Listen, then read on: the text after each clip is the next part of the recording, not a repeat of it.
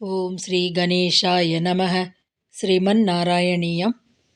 ಓಂ ಶ್ರೀ ಕೃಷ್ಣಾಯ ಪರಬ್ರಹ್ಮಣೇ ನಮಃ.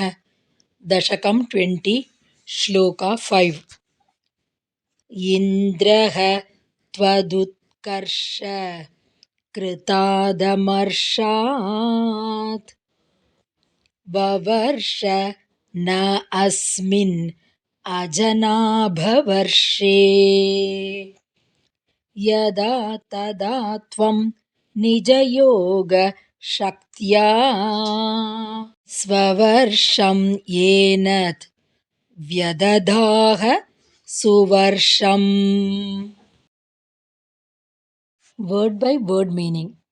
ಯದಾ ಇಂದ್ರಃ, ವೆನ್ ಇಂದ್ರ, ತ್ವದ್ ಉತ್ಕರ್ಷ ಕೃತಾತ್ ಅಮರ್ಷಾತ್, out of his feeling of jealousy springing from thy superiority. Asmin Ajanabha Varshe, in this kingdom known as Ajanabha, na Vavarsha, did not shower rain, tada tvam, then thou, yenat Swavarsham, that kingdom of thine, Nija Yoga Shaktya, by thy yogic power, Suvarsham Vyadadhaha, made abundant in rainfall.